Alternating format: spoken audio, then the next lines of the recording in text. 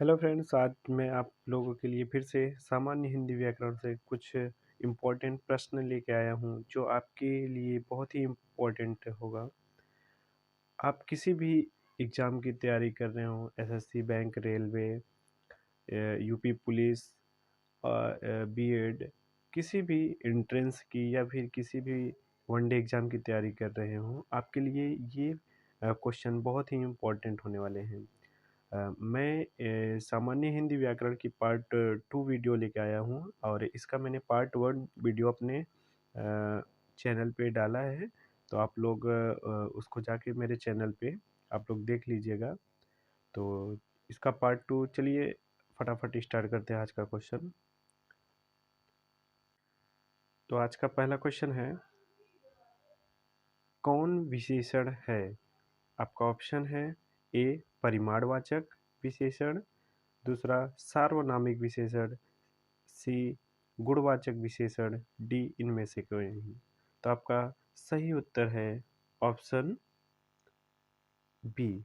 कौन सा? सार्वनामिक विशेषण। क्लियर। अगला प्रश्न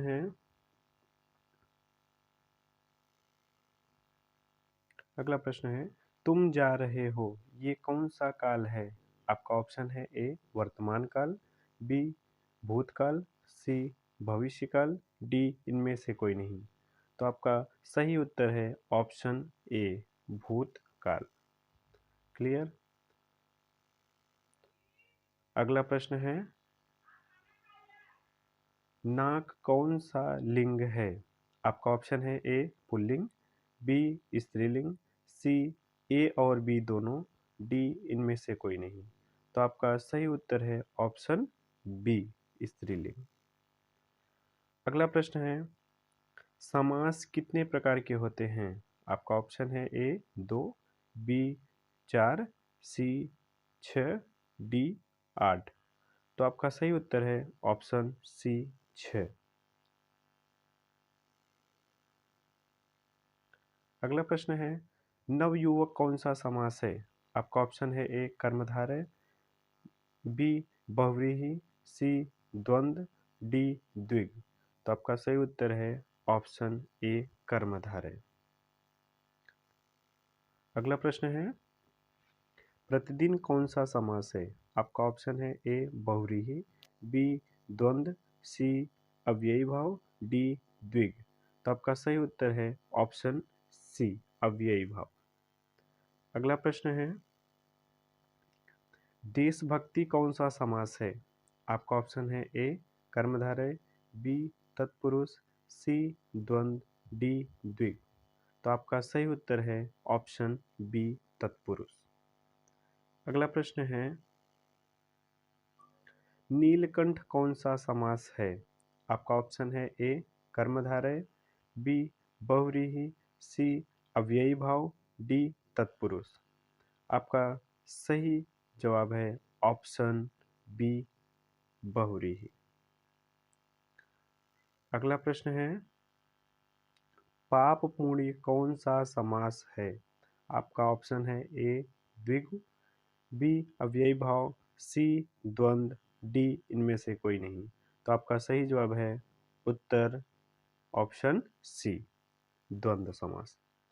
अगला प्रश्न है, दोपहर कौन सा समास है? आपका ऑप्शन है ए तत्पुरुष समास, बी कर्मधारय समास, सी बहुव्रीहि समास, डी द्विग समास। आपका सही उत्तर है ऑप्शन डी द्विग समास। अगला प्रश्न है, उदार शब्द का विलोम है?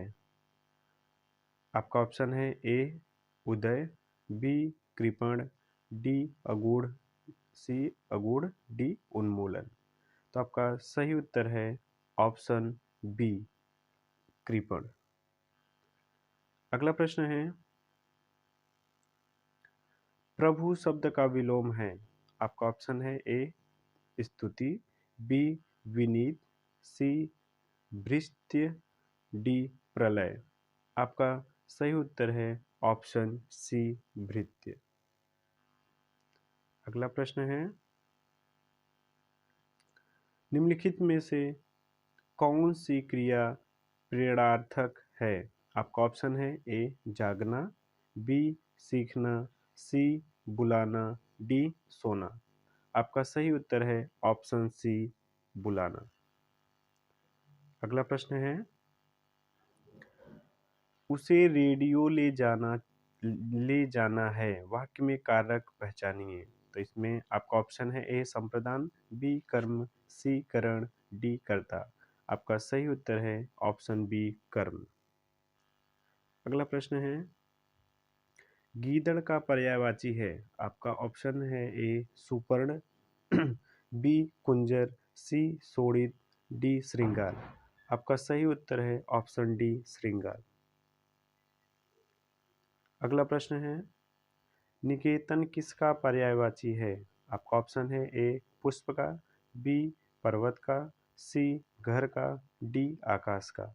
आपका सही उत्तर है ऑप्शन सी घर का। अगला प्रश्न है, निम्नलिखित में से कौन सा वाक्य शुद्ध है? आपका ऑप्शन है ए यहाँ अपनी हस्ताक्षर कर दीजिए, ऑप्शन बी यहाँ अपना हस्ताक्षर लिख दीजिए, सी यहाँ अपने हस्ताक्षर कर दीजिए, डी यहाँ अपना हस्ताक्षर बना दीजिए। आपका सही उत्तर है ऑप्शन सी यहाँ अपने हस्ताक्षर कर दीजिए। अगला प्रश्न है, प्रतिमान में कौन सा समास है? आपका ऑप्शन है ए द्वंद्व, बी तत्पुरुष, सी द्विगु, डी अव्ययी भाव समास। तो आपका सही उत्तर है ऑप्शन डी अव्ययी भाव समास। अगला प्रश्न है, रिक्त स्थानों के लिए उपर्युक्त शब्द क्या होगा? मैंने अपने भाई को डैश भेजा कि सोमवार को हमसे मिलने आना। तो इसका आपका ऑप्शन है ए सूचना, बी संदेश, सी संवाद, डी समाचार। तो आपका सही उत्तर होगा ऑप्शन नंबर बी संदेश। अगला प्रश्न है, रिक्त स्थानों के लिए उपर्युक्त शब्द क्या होगा? मैं गाने का डैश कर रहा हूँ। आपका ऑप्शन है ए श्रम, वी अभ्यास, सी कसरत, डी मेहनत। आपका सही उत्तर होगा ऑप्शन बी अभ्यास। अगला प्रश्न है, का किस कारक की विभक्ति है? आपका ऑप्शन है ए संबंध की, बी अधिकरण की, सी संप्रदान की, डी अपादान की। आपका सही उत्तर है ऑप्शन ए संबंध की। अगला प्रश्न है, निम्नलिखित में से कर्ता कारक की विभक्ति है? आपका ऑप्शन है ए ने, बी को, सी में, डी से। तो आपका सही उत्तर है ऑप्शन ए ने। अगला प्रश्न है, निम्नलिखित में से कौन सा शब्द पुल्लिंग है? आपका ऑप्शन है ए बचपन, बी बातचीत, सी बनावट, डी बरसात। तो आपका सही उत्तर होगा ऑप्शन ए बचपन। अगला प्रश्न है, पीताम्बर में कौन सा समास है? आपका ऑप्शन है ए बहुव्रीहि, बी अव्ययी भाव समास, सी द्वंद्व समास, डी द्विग समास। तो आपका सही उत्तर होगा ऑप्शन ए बहुव्रीहि। अगला प्रश्न है, निम्नलिखित में से कौन सा शब्द स्त्रीलिंग है? आपका ऑप्शन है ए व्यंजन, बी विवाद, सी वन, डी वकालत। तो आपका सही उत्तर होगा ऑप्शन डी वकालत। अगला प्रश्न है, वस्त्र का पर्यायवाची है? आपका ऑप्शन है ए नलिन, बी वसन, सी सदन, डी गगन। तो आपका सही उत्तर होगा ऑप्शन नंबर बी वसन। क्लियर? ये आज के सेशन का लास्ट प्रश्न होगा और ये दोस्तों अगर आपको ये प्रश्न का आंसर आता होगा तो आप लोग कमेंट में इसका आंसर ज़रूर भेजिएगा। तो आज का लास्ट प्रश्न है, यह कविता अनेक भाव प्रकट डैश है, रिक्त स्थान के लिए उपयुक्त शब्द क्या होगा? आपका ऑप्शन है ए करती, बी रखती, सी बोलती, डी कहती। तो अगर दोस्तों आपको ये प्रश्न का आंसर आता होगा तो आप लोग कमेंट में इसका आंसर ज़रूर लिखिएगा। तो मिलते हैं दोस्तों नेक्स्ट वीडियो में। अगर हमारी वीडियो आपको अच्छी लगी हो तो प्लीज़ हमारे चैनल को लाइक, सब्सक्राइब और शेयर ज़रूर कीजिएगा।